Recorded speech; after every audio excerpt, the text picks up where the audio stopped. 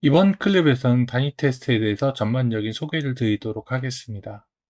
소프트웨어 테스트라는 것은 여러분들이 해당 용어에서 상상하실 수 있듯이 소프트웨어 시스템의 동작을 평가하고 결함을 찾아내며 예상치 못한 동작을 탐지하기 위해 실행하는 활동을 의미합니다. 실제 현업에서 수행하는 테스트는 다음 정도로 구분할 수 있는데요. 먼저 이번 장에서 다룰 단위 테스트는 소프트웨어의 최소 단위인 함수나 메소드를 검증하는 테스트를 의미합니다. 잘 알려져 있는 JUnit과 같은 도구들을 사용하며 개발자는 개발 도중에 상시로 단위 테스트를 추가하고 CI 또는 로컬 PC에서 작성된 단위 테스트들을 실행합니다. 단위 테스트란 말이 의미하는 바와 같이 소프트웨어를 구성하는 최소 단위를 테스트하는 것이거든요. 그래서 해당 테스트 대상인 단위들을 다른 모듈들과 분류하는 작업이 필요합니다. 이를 위해서 모키터나 와이어목 같은 테스트 더블 도구를 많이 씁니다. 이에 비해 통합 테스트는 조금 더 범위를 넓혀서 여러 모듈들을 결합 진행하는 테스트인데요. 단위 테스트에서 사용한 도구들을 사용해서 그대로 작성하는 경우도 많고요. 해당 도구들 외에도 통합 테스트에 적합한 네스트 어슈어드 등의 도구들도 활용됩니다. 통합 테스트도 단위 테스트와 마찬가지로 개발 단계에서 지속적으로 테스트를 작성하고요, 실행합니다. 그런데 여러 모듈들을 함께 테스트하는 것이라 실행 비용이 싸지는 않아서요. 로컬에서 자주 수행되는 단위 테스트보다는 좀 덜 수행됩니다. 보통은 CI를 통해서 변경이 푸시될 때 또는 변경이 머지될 때 젠킨스나 GitHub 액션을 사용해서 실행하는 것 같아요. 이 투이 테스트는 엔드-투-엔드 테스트의 준말인데요. 소프트웨어 전체 기능을 테스트하는 것이고요. 보통 유저의 행위를 그대로 재현하여서 테스트하는 것을 의미합니다. 그리고 여기서 셀레늄 같은 E2E 전문 테스트 도구들이 동원됩니다. 그런데 E2E 테스트를 누가 작성하고 실행하는지는 딱히 명확하게 규정되어 있지 않아서요. 어떤 회사에서는 개발자가 E2E 테스트 케이스를 개발하기도 하고 어떤 회사에서는 QA 엔지니어가 테스트 케이스 개발을 담당합니다. 그러나 만약 새로운 서비스를 구현하는 경우라면 E2E 테스트를 만들고 작성하고 돌리는 경우는 많지 않은 것 같아요. 워낙에 바쁘니까 이런 테스트 스크립트 만드는 게 오버헤드일 거고요. 대신에 주로 오래된 서비스의 반복적인 QA 테스트의 비용이 문제가 될 때, 비용을 줄이고자 자동화 테스트를 개발할 때 E2E 테스트를 만듭니다. QA 테스트는 소프트웨어의 품질을 보장하기 위해 QA 엔지니어에 의해 실행되는 테스트를 의미합니다. 그리고 대부분 수동으로 진행하죠. 소프트웨어 엔지니어가 엑셀이나 테스트 링크와 같은 테스트 케이스 관리 도구를 사용해서 테스트 케이스를 미리 정의해 놓고요. 소프트웨어 최종 배포 전에 QA 단계에서 해당 테스트 케이스를 실행해서 소프트웨어 내재된 문제들을 파악하는 거죠. 그리고 파악된 문제들이 해결되었는지 확인하는 품질 게이트키퍼의 역할을 수행합니다. 성능 테스트는 소프트웨어 성능을 테스트하는 건데요. 앵그라인더나 로커스트 또는 JMeter와 같은 도구들을 사용해서 서비스에 부하를 가하는 거죠. 부하를 가한 다음에 해당 소프트웨어 서비스가 얼마나 많은 사용자를 커버할 수 있는지 확인하고요. 성능 부하 시에 혹시 어떤 문제가 생기지 않는지를 파악하는 거죠. 보통은 개발이 끝난 뒤에 배포전 페이즈 단계에서 주로 개발자에 의해서 실행되는 것 같습니다. 아키텍처 테스트는 시스템의 아키텍처가 올바르게 구현되었는지를 보증하는 테스트인데요. 이 테스트를 실제로 수행하는 현업팀이 많지는 않습니다만 저희 경우 개발 초기 단계의 아키텍처를 검증하는 룰을 작성해두고 이를 지속적으로 CI를 통해 검증하였습니다. 이를 통해서 향후 소프트웨어를 유지보수하는 데 있어서 생길 수 있는 문제를 사전에 방지할 수 있었죠.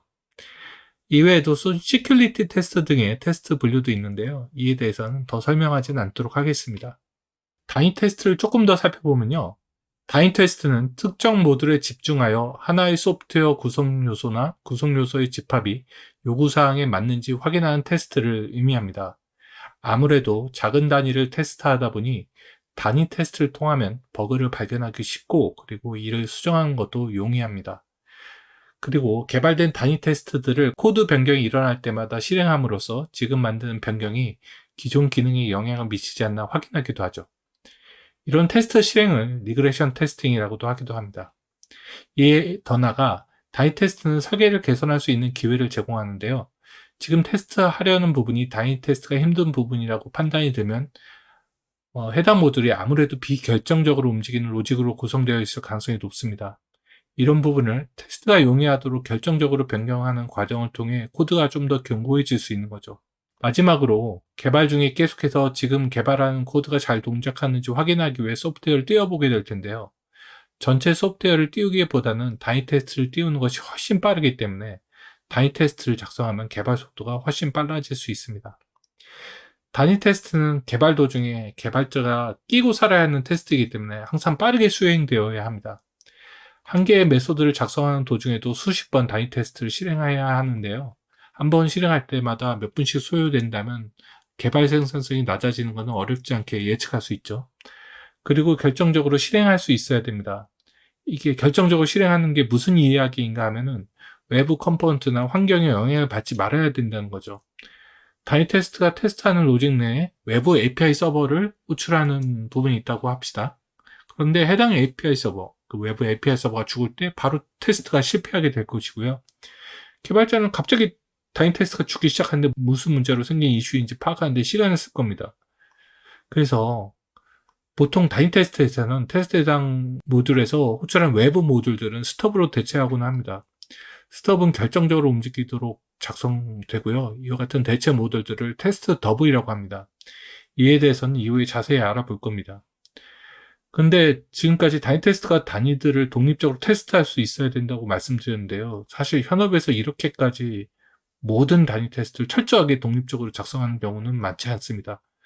유존하는 외부 컴포넌트를 테스트 더블로 대체하는 작업 자체가 쉽지 않기도 하고, 테스트 더블로 대체한다는 것 자체가 테스트의 커버 범위를 줄이는 결과를 낳기 때문이죠. 그래서 적정한 수준에서 타협해서 만약에 외부 컴포넌트가 충분히 신뢰성이 있다 그러면 그냥 찐 서버로 호출하는 경우도 상당히 많습니다.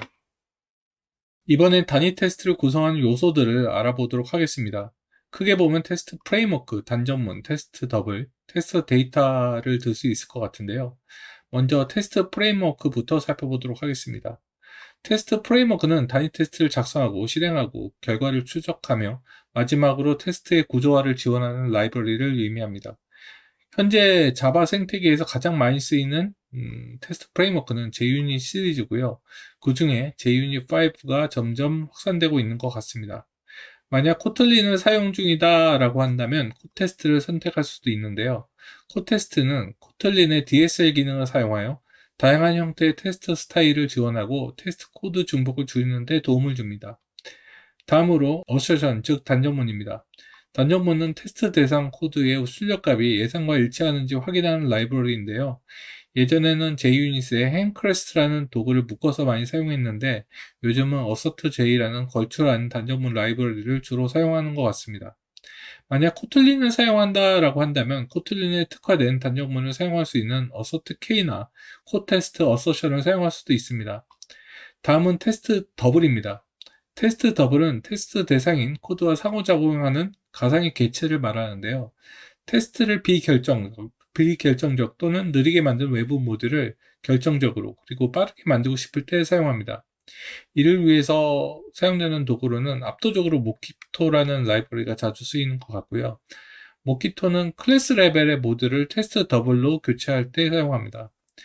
코틀린이라면 모키토 대신에 모케이라는 도구를 사용할 수도 있습니다. 만약 클래스 레벨이 아니라 외부 서버를 결정적으로 변경하고 싶다 한다면 페이크 서버류를 사용할 수도 있는데요. 와이어모과 같은 API 레벨의 테스트 더블을 사용하거나 테스트 시에만 외부 DB를 내장 DB로 교체하여 사용할 수도 있습니다.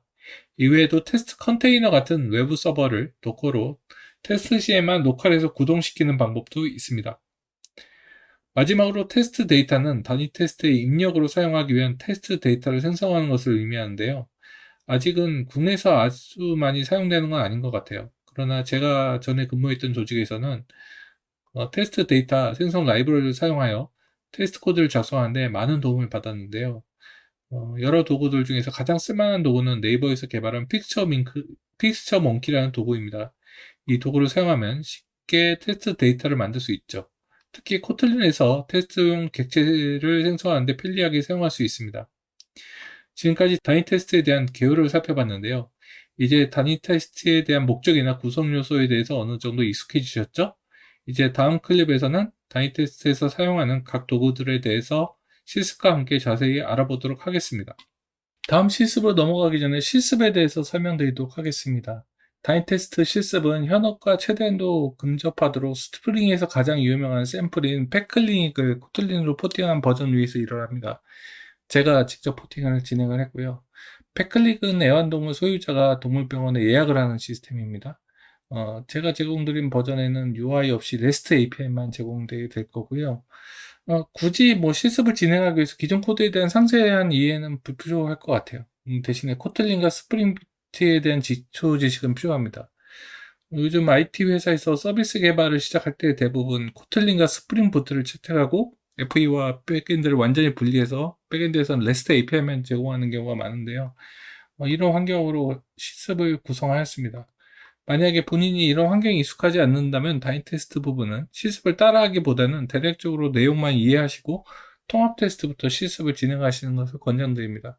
실습 코드는 GitHub.com 준호인의 페스트 캠퍼스 마이너스 테스트에 존재하고요. 이걸 여러분 로컬 PC에다 클론을 받은 다음에 인텔리제이로 해당 프로젝트를 오픈만 시켜 놓으시기 바랍니다.